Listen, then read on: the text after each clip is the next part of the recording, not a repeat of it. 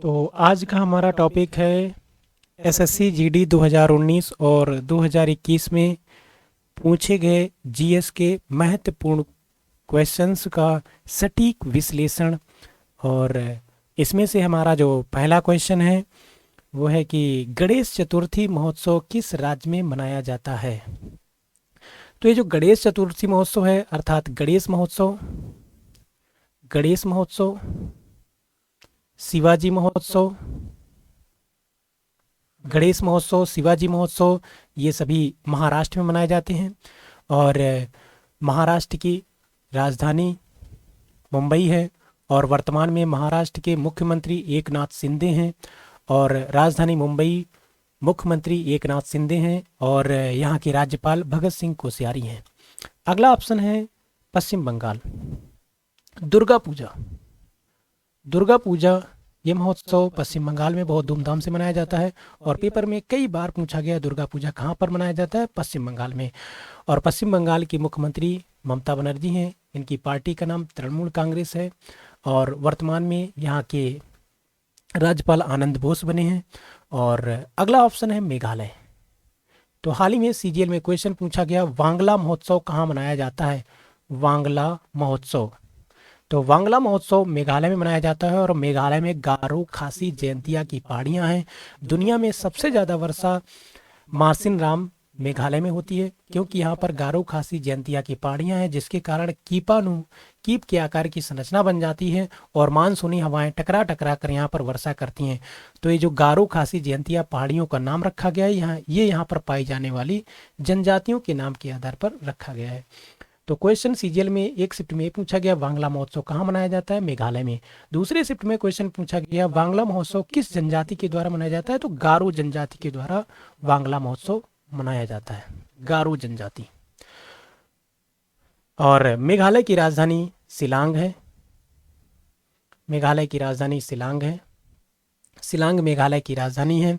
और यहाँ का एक और महत्वपूर्ण त्यौहार है चेरी ब्लॉसम, चेरी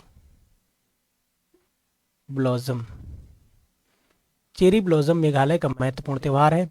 तो वांगला महोत्सव, चेरी ब्लॉसम महोत्सव ये मेघालय के त्यौहार हैं। एक क्वेश्चन पूछा जाता है एसएससी में, कई बार पूछा गया है कि लिविंग रूट ब्रिज कहाँ पाए जाते हैं। तो living root bridge, living root bridge Meghalaya में पाए जाते हैं, लिविंग रूट ब्रिज मेघालय में पाए जाते हैं। और मेघालय की राजधानी शिलांग है और यहाँ के मुख्यमंत्री कॉनराड संगमा हैं। ये कॉनराड संगमा की जो पार्टी है वो 8वीं राष्ट्रीय पार्टी है। तो भारत की 8वीं राष्ट्रीय पार्टी जो पार्टी है उसके प्रमुख कॉनराड संगमा है जो मेघालय के मुख्यमंत्री हैं और इनकी पार्टी का नाम नेशनल पीपुल्स पार्टी है, एनपीपी। अगला ऑप्शन है त्रिपुरा। त्रिपुरा में खारची पूजा महोत्सव मनाया जाता है, खारची पूजा। तो खारची पूजा महोत्सव त्रिपुरा में मनाया जाता है और बहुत धूमधाम से मनाया जाता है त्योहार त्रिपुरा में। त्रिपुरा की राजधानी अगरतला है, अगरतला यहाँ की राजधानी है।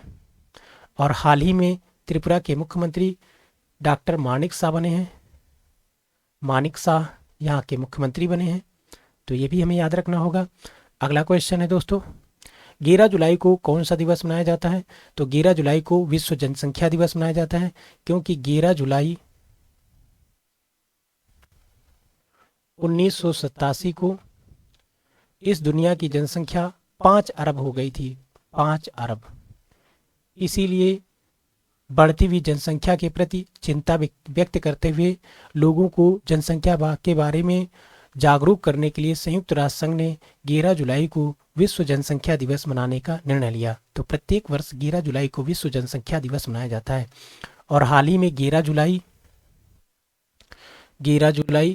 और 2022 को विश्व की जनसंख्या 8 अरब पहुंच गई है, 8 अरब।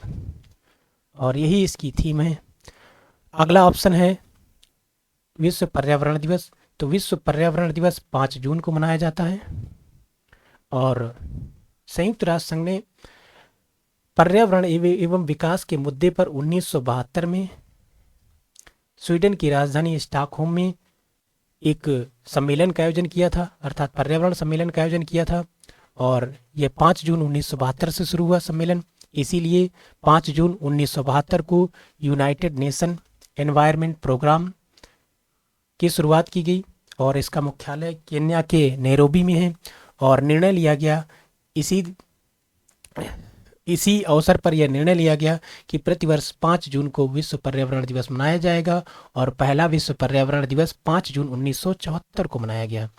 अगला ऑप्शन है विश्व स्वास्थ्य दिवस। तो विश्व स्वास्थ्य दिवस 7 अप्रैल को मनाते हैं। 7 अप्रैल को विश्व स्वास्थ्य दिवस मनाते हैं क्योंकि 7 अप्रैल 1948 को WHO की स्थापना हुई थी, वर्ल्ड हेल्थ ऑर्गेनाइजेशन। तो वर्ल्ड हेल्थ ऑर्गेनाइजेशन की स्थापना 7 अप्रैल 1948 को हुई थी, इसीलिए 7 अप्रैल को विश्व स्वास्थ्य दिवस मनाया जाता है WHO के द्वारा। और WHO का मुख्यालय स्विट्जरलैंड के जिनेवा में है। जिनेवा में इसका हेडक्वार्टर है। अगला कोई ऑप्शन है विश्व जल दिवस। विश्व जल दिवस 22 मार्च को मनाते हैं। विश्व जल दिवस 22 मार्च को मनाते हैं। और अभी हाल ही में फॉरेस्ट गार्ड का पेपर हुआ था, उसमें पूछा गया था विश्व वन दिवस कब मनाते हैं। तो 21 मार्च को वन दिवस मनाते हैं। और 22 अप्रैल को पृथ्वी दिवस मनाते हैं। और 22 मई को जैव विविधता दिवस मनाते हैं। तो 22 मई को जैव विविधता दिवस, 22 अप्रैल को विश्व पृथ्वी दिवस, 21 मार्च को वन दिवस और 22 मार्च को जल दिवस मनाते हैं। अगला क्वेश्चन है जो संविधान से है कि 52वें संविधान संशोधन के तहत कौन सी अनुसूची जोड़ी गई। तो 52वां संविधान संशोधन के तहत 10वीं अनुसूची जोड़ी गई थी। अर्थात ये 52वें संविधान संशोधन कब हुआ था, 1985 में हुआ। और इसके तहत 10वीं अनुसूची जोड़ी गई। ये 10वीं अनुसूची दल बदल से संबंधित है। 10वीं अनुसूची। अर्थात 52वें संविधान संशोधन के तहत 1985 में 10वीं अनुसूची जोड़ी गई, दल बदल पर रोक लगाने से संबंधित है। और एक शिफ्ट में SSC CGL में पूछा गया कि जब दल बदल विरोधी अधिनियम पारित हुआ अर्थात 52वां संविधान संशोधन हुआ तो इस दौरान भारत के प्रधानमंत्री कौन थे। तो इस दौरान भारत के प्रधानमंत्री राजीव गांधी थे। राजीव गांधी 1984 से 1989 तक भारत के प्रधानमंत्री रहे। तो दल बदल पर रोक लगाने के लिए 52वां संविधान संशोधन किया गया और 10वीं अनुसूची जोड़ी गई। अर्थात जो हमारा मूल संविधान था उसमें 8 अनुसूचियां थीं। वर्तमान में हमारे संविधान में 12 अनुसूचियां हैं। अगला ऑप्शन है 9वीं अनुसूची। तो 9वीं अनुसूची प्रथम संविधान संशोधन के तहत जोड़ी गई। और प्रथम संविधान संशोधन कब हुआ। प्रथम संविधान संशोधन 1951 में हुआ। तो ये पूछा जा चुका है कई बार पेपर में कि प्रथम संविधान संशोधन कब हुआ, 1951 में हुआ। और इसके तहत 9वीं अनुसूची जोड़ी गई। 9वीं अनुसूची में किस बात का प्रावधान है। 9वीं अनुसूची में भूमि सुधार से संबंधित प्रावधान शामिल किए गए हैं। भूमि सुधार अर्थात जमींदारी उन्मूलन से संबंधित कानून या भूमि के सुधार से संबंधित लैंड रिफॉर्म से संबंधित जितने भी कानून हैं वो 9वीं अनुसूची में शामिल किए गए हैं। और ये प्रथम संविधान संशोधन के तहत 1951 में 9वीं अनुसूची जोड़ी गई थी। अर्थात मूल संविधान में केवल 8 अनुसूचियां थीं। वर्तमान में विभिन्न संविधान संशोधनों के माध्यम से 12 अनुसूचियां हो चुकी हैं। अगला ऑप्शन है 11वीं अनुसूची। तो दोस्तों 11वीं अनुसूची 73वें संविधान संशोधन के तहत जोड़ी गई। और 73वें संविधान संशोधन के तहत 11वीं अनुसूची जोड़ी गई। और 73वां संविधान संशोधन अधिनियम 1992 में पारित हुआ और यह 24 अप्रैल 1993 से लागू हुआ। 24 अप्रैल 1993 से 73वां संविधान संशोधन लागू हुआ और इसी के तहत 11वीं अनुसूची जोड़ी गई। और इसमें पंचायती राज का प्रावधान है। अर्थात पंचायती राज का प्रावधान किया गया। अर्थात पंचायती राज को संवैधानिक दर्जा दिया गया। हालांकि पंचायती राज का उल्लेख DPSP के आर्टिकल 40 में है। तो पंचायती राज का प्रावधान किया गया और इसीलिए 24 अप्रैल को विश्व राष्ट्रीय पंचायती राज दिवस मनाते हैं। क्योंकि ये जो 73वां संविधान संशोधन अधिनियम है ये 1992 में पारित हुआ, लेकिन ये लागू हुआ था 24 अप्रैल 1993 को। इसीलिए 24 अप्रैल को राष्ट्रीय पंचायती राज दिवस मनाते हैं। इसके तहत 11वीं अनुसूची जोड़ी गई।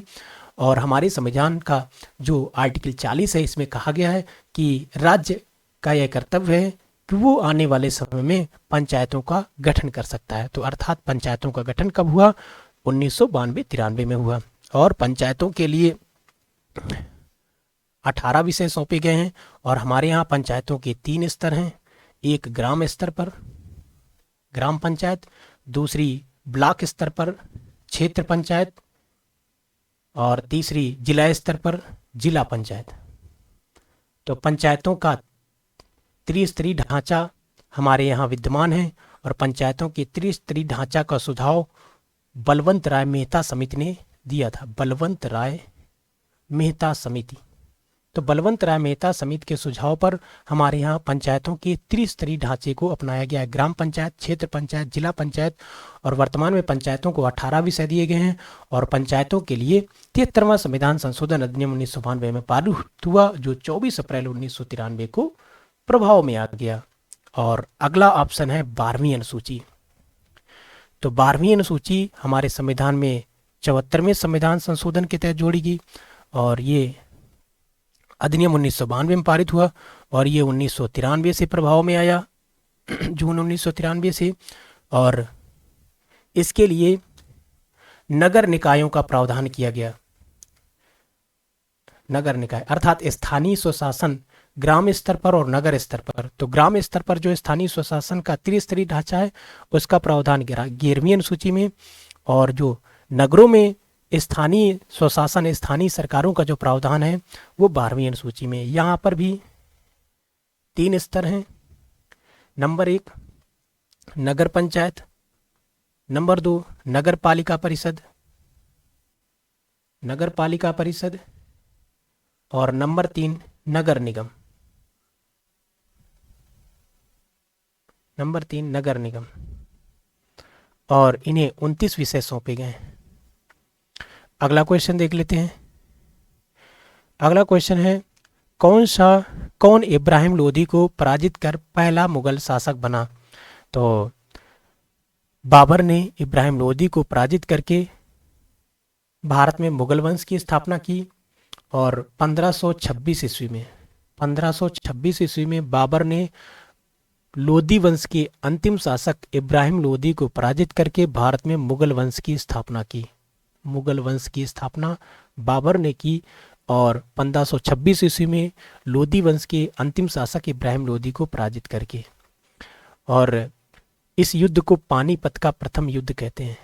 पानीपत का प्रथम युद्ध। तो पानीपत का प्रथम युद्ध 1526 में मुगल बादशाह बाबर और इब्राहिम लोदी के मध्य हुआ। इसमें बाबर की विजय हुई और बाबर ने भारत में मुगल वंश की सत्ता स्थापित कर ली। अगला ऑप्शन है नादिर शाह। नादिर शाह ये ईरान का शासक था, जिसे प्राचीन काल में और मध्यकाल में फारस कहा जाता था। ईरान के शासक नादिर शाह ने 1739 ईस्वी में भारत में आक्रमण किया। और इस समय भारत में मुगल बादशाह मोहम्मद शाह रंगीला था। मोहम्मद शाह एक अयोग्य बादशाह था। मोहम्मद शाह रंगीला, जिसे रंगीला के नाम से भी जाना जाता था। और तो मोहम्मद शाह रंगीला 1719 से 1748 तक भारत में मुगल बादशाह रहा। एक अयोग्य बादशाह था। मुगल साम्राज्य का सर्वाधिक विघटन इसी के समय में हुआ। और इसी के समय में 1739 ईस्वी में ईरान के शासक अर्थात फारस के शासक नादिर शाह ने भारत पर आक्रमण किया और लगभग 2 महीने तक दिल्ली को लूटा और बड़े पैमाने पर धन संपत्ति लूट कर ये अपने देश ईरान अर्थात फारस वापस चला गया और एक बड़े भूभाग पर अपना नियंत्रण भी स्थापित कर लिया। अगला ऑप्शन है औरंगजेब। औरंगजेब मुगल वंश का अंतिम शक्तिशाली शासक था। ये 1658 ईस्वी में मुगल बादशाह बनता है और 1707 ईस्वी में इसका निधन हो जाता है। और जब इसका निधन होता है भारत में आधुनिकता की शुरुआत हो जाती है। और इसका मकबरा पूछा जाता है पेपर में, तो इसका मकबरा औरंगाबाद महाराष्ट्र में है। और यहीं पर इसने अपनी बीबी का मकबरा बनवाया था, जिसे बीबी का मकबरा कहते हैं या ताजमहल की फुअर रचना भी कहते हैं। अगला ऑप्शन है जहांगीर। जहांगीर, तो जहांगीर ये अकबर की मृत्यु के बाद मुगल बादशाह बना अर्थात 1605 ईस्वी में अकबर की मृत्यु हुई और मुगल बादशाह जहांगीर बना। ये लगभग 1627-28 ईस्वी तक मुगल बादशाह रहा। और इसी के काल में 1608 ईस्वी में कैप्टन हॉकिंस भारत आया, अर्थात भारत आने वाला पहला अंग्रेज जो समुद्र के रास्ते आया। 1608 ईस्वी में कैप्टन हॉकिंस भारत आया जहांगीर के शासनकाल में। जहांगीर के शासनकाल को चित्रकला का स्वर्ण काल कहा जाता है। ये चित्रकला का बहुत प्रेमी था, तो कई बार ये फैक्ट पूछा गया है। अब अगले ऑप्शन की ओर बढ़ते हैं, अगले क्वेश्चन की ओर आते हैं। अगला क्वेश्चन है इंपीरियल बैंक ऑफ इंडिया का गठन कब हुआ?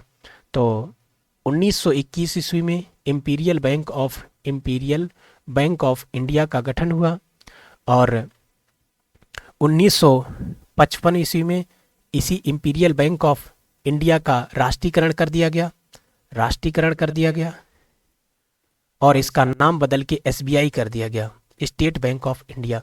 तो 1921 में इंपीरियल बैंक ऑफ इंडिया का गठन किया गया था और 1955 में इंपीरियल बैंक ऑफ इंडिया का राष्ट्रीयकरण कर दिया गया और प्लस इसका नाम भी बदल दिया गया और ये हो गया स्टेट बैंक ऑफ इंडिया। और वर्तमान में भारत का सबसे बड़ा वाणिज्यिक bank state bank of India है, जिसके प्रमुख इस समय दिनेश खारा हैं। और दूसरा जो ऑप्शन है वो है 1935। तो आरबीआई की स्थापना 1935 में हुई थी, रिजर्व बैंक ऑफ इंडिया की स्थापना 1935 में हुई थी और 1949 में आरबीआई का राष्ट्रीयकरण हुआ था। तो आरबीआई का राष्ट्रीयकरण 1949 ईस्वी में हुआ। 1 जनवरी 1949 को आरबीआई का राष्ट्रीयकरण हुआ। अगले ऑप्शन की ओर बढ़ते हैं। वर्तमान में कुछ फैक्ट आरबीआई से संबंधित देख लेते हैं।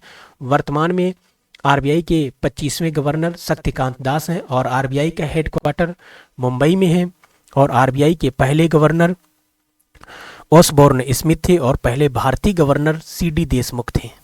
अगले क्वेश्चन की ओर बढ़ते हैं। अगला क्वेश्चन मीर जाफर से संबंधित है। मीर जाफर को दोबारा बंगाल का नवाब कब बनाया गया? तो पहला ऑप्शन है 1757। तो 1757 में कौन सी घटना घटित हुई? तो 1757 में प्लासी का युद्ध हुआ। प्लासी का युद्ध 1757 में हुआ। यह युद्ध किसके किसके मध्य हुआ? तो यह युद्ध East India Company versus Bengal के नवाब। तो ईस्ट इंडिया कंपनी और बंगाल के नवाब के मध्य यह युद्ध हुआ और ईस्ट इंडिया कंपनी की ओर से इस युद्ध का नेतृत्व रॉबर्ट क्लाइव कर रहा था, जिसे भारत में ब्रिटिश साम्राज्य का संस्थापक कहा जाता है। और नवाब कौन थे जो युद्ध का नेतृत्व कर रहे थे? वो थे सिराजुद्दौला। तो इस युद्ध में बंगाल के नवाब की पराजय होती है और ईस्ट इंडिया कंपनी की विजय होती है, अर्थात रॉबर्ट क्लाइव ये युद्ध जीत जाते हैं, प्लासी का युद्ध। और ईस्ट इंडिया कंपनी जो भारत में व्यापार करने के लिए आई थी और उसने भारत का बंगाल प्रांत एक संपन्न प्रांत था, यहाँ पर अपना राजनीतिक नियंत्रण स्थापित कर लिया। अर्थात ईस्ट इंडिया कंपनी ने अपने राजनीतिक कैरियर की शुरुआत, पॉलिटिकल कैरियर की शुरुआत बंगाल से की और बंगाल एक संपन्न प्रांत था और ईस्ट इंडिया कंपनी इसे कंगाल करके छोड़ेगी। तो प्लासी का युद्ध हमने समझ लिया, कई बार पूछा गया है क्वेश्चन पेपर में। तो प्लासी पश्चिम बंगाल में है, तो यहीं पर ईस्ट इंडिया कंपनी और बंगाल के नवाब सिराजुद्दौला के मध्य 1757 में प्लासी का युद्ध हुआ। अगला ऑप्शन है 1764। 1764 में बक्सर का युद्ध हुआ। बक्सर का युद्ध, इसमें एक तरफ ईस्ट इंडिया कंपनी और एक तरफ त्रिगुट था, अर्थात 3 लोगों का ग्रुप था। इस ग्रुप में कौन कौन शामिल थे उनको देख लेते हैं। तो अवध के नवाब शुजाउद्दौला, अवध के नवाब शुजाउद्दौला और मुगल बादशाह शाह आलम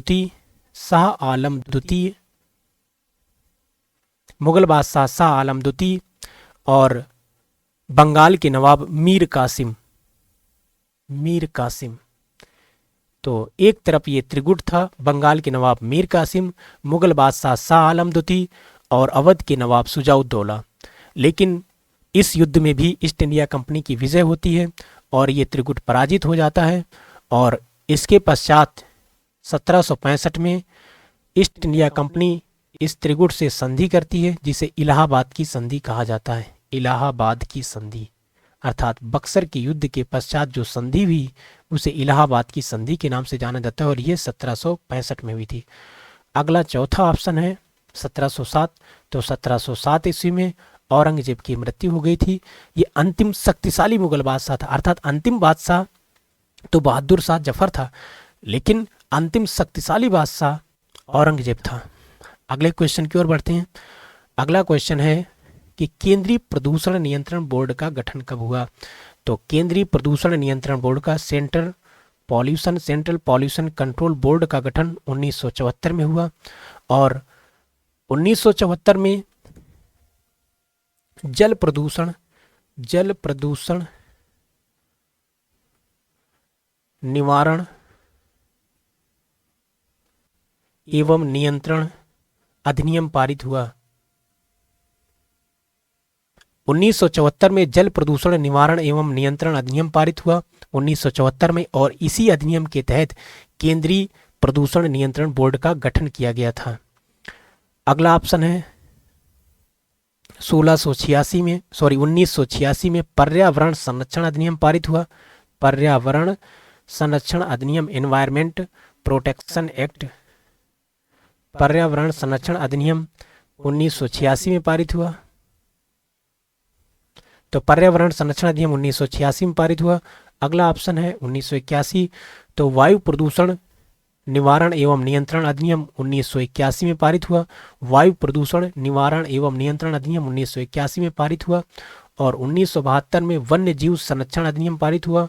वन्य जीव संरक्षण अधिनियम 1972 अधिनियम। और 1973 में प्रोजेक्ट टाइगर की शुरुआत हुई और प्रोजेक्ट टाइगर की शुरुआत उत्तराखंड के जिम कॉर्बेट नेशनल पार्क से हुई, जिसका नाम बदलकर रामगंगा नेशनल पार्क कर दिया गया है, क्योंकि जिम कॉर्बेट नेशनल पार्क से होकर रामगंगा नदी निकलती है, इसलिए इसका नाम रामगंगा नेशनल पार्क कर दिया है। और रामगंगा नेशनल पार्क अर्थात Jim Corbett national park Uttarakhand में भारत का पहला नेशनल पार्क है। जिम कॉर्बेट नेशनल पार्क, इसका प्राचीन नाम हेली नेशनल पार्क था। अगले क्वेश्चन की ओर बढ़ते हैं। अगला क्वेश्चन है मराठों एवं अफगान शासक अहमद शाह अब्दाली के मध्य पानीपत का प्रथम युद्ध, यहाँ पर गलती हो गई, यहाँ पर होना चाहिए पानीपत का तृतीय युद्ध, तो इसे सही कर लेते हैं। तो मराठों एवं अफगान शासक अहमद शाह अब्दाली के मध्य पानीपत का तृतीय युद्ध कब हुआ। तो पानीपत का तृतीय युद्ध 1761 में हुआ था और एक तरफ मराठे थे और एक तरफ अफगानिस्तान का शासक अहमद शाह अब्दाली था। अहमद शाह अब्दाली, जिसे दुर्रे दुर्रानी के नाम से भी जाना जाता था। इसमें मराठे पराजित हो जाते हैं और अहमद शाह अब्दाली यह युद्ध जीत जाता है। और 1556 में, जैसे कि पिछले क्वेश्चन में हमने पानीपत का प्रथम युद्ध डिस्कस कर लिया है, 1526 में हुआ था बाबर और इब्राहिम लोदी के मध्य। पानीपत का दूसरा युद्ध 1556 में हुआ। ये पानीपत का दूसरा युद्ध है और यह अकबर और हेमू के मध्य हुआ। हेमचंद्र विक्रमादित्य के नाम से इसे जाना जाता है, एक हिंदू शासक था हेमू। इसमें अकबर की ओर से सेना का नेतृत्व अकबर के संरक्षक बैरम खान ने किया, बैरम खान। और इस युद्ध में हेमू की आंख में तीर लग गई, जिससे यह युद्ध अकबर की सेना जीत जाती है। अर्थात एक विशाल सेना लेकर हेमचंद्र विक्रमादित्य आया था, लेकिन इसकी आंख में तीर लग जाने के कारण इस विशाल सेना में भगदड़ मच जाती है और हारा हुआ युद्ध बैरम खान जीत जाता है, अर्थात अकबर की विजय हो जाती है। तो अगला ऑप्शन डिस्कस कर लेते हैं। इसमें 1540 ईस्वी में कन्नौज का युद्ध हुआ, कन्नौज या बिलीग्राम का युद्ध। और यह युद्ध शेर शाह सूरी और हुमायूं के मध्य हुआ। हुमायूं, तो 1540 में कन्नौज या बिलीग्राम का युद्ध शेर शाह सूरी और हुमायूं के मध्य हुआ। इस युद्ध में शेर शाह सूरी की विजय हो जाती है और हुमायूं पराजित हो जाते हैं। और 1576 ईस्वी में हल्दी घाटी का युद्ध हुआ। हल्दी घाटी हल्दी घाटी का युद्ध हुआ और इस युद्ध में एक तरफ मेवाड़ के शासक महाराणा प्रताप, राणा प्रताप, महाराणा प्रताप और दूसरी तरफ अकबर। इस युद्ध में अकबर की सेना का नेतृत्व मान सिंह ने किया। अगले क्वेश्चन की ओर बढ़ते हैं।